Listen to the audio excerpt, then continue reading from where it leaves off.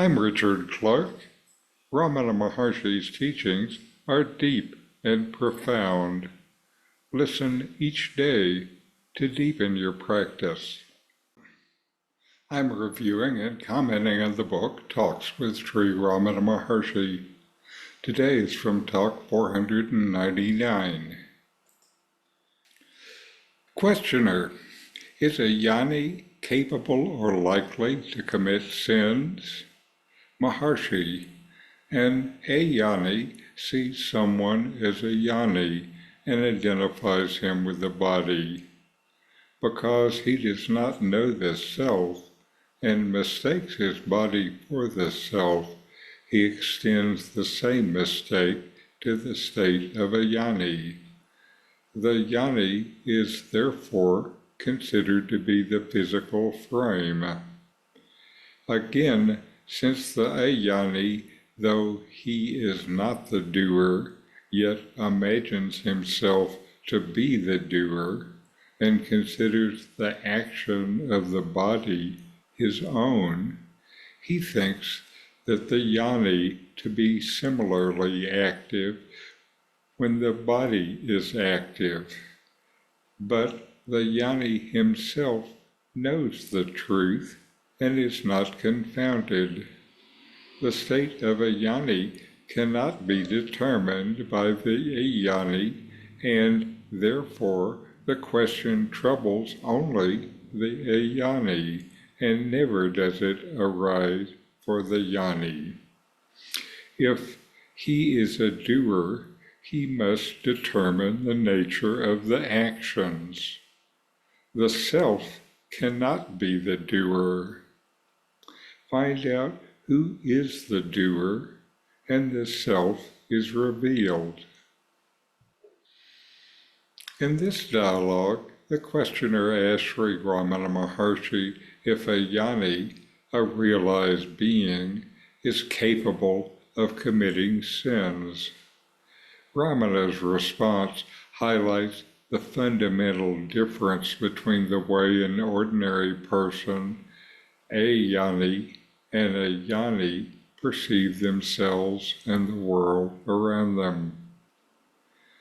Ramana begins by explaining that an ajnani, someone who has not realized the self, mistakenly identifies themselves with their body and mind.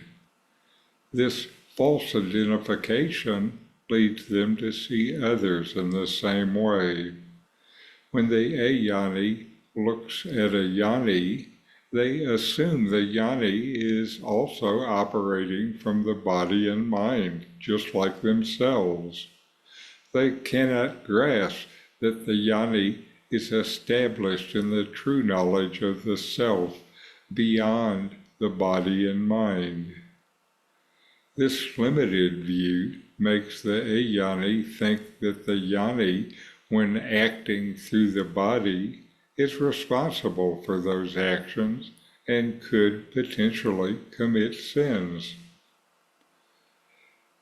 Ramana clarifies that the jnani knows the truth, that the self, which is pure consciousness, is not the doer. Actions occur through the body due to the momentum of past actions, karma, but the jnani, having realized the self, is untouched by these actions. The body may act, but the jnani remains in the awareness that the self is not involved in any doing. For the ajnani, on the other hand, there's the belief that they are the doer. That is why the question arises for them. They're confused about the nature of action and responsibility. They see themselves as the body, and because of this identification, they think the jnani is also tied to actions and their consequences. Ramana Maharshi's key point is that the self, the pure consciousness that we truly are, is never the doer. To understand this, one must inquire, who is the doer? When you trace this question back to its source, you realize that the ego, which claims to be the doer, is not real. In that realization, the true self is revealed, and it becomes clear that it has no involvement in action or sins. So know yourself and be always free and at peace. In 40 verses on reality, Ramana Maharshi explains the nature of the self, the ultimate reality, and self-inquiry. My new book, with my comments and inquiry questions, opens these teachings up and brings them into your practice and experience. Available now from Amazon. Link in the video description. These videos bring Ramana's teachings into your direct experience.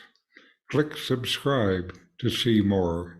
Click thumbs up to like, and send questions and start a dialogue with a comment.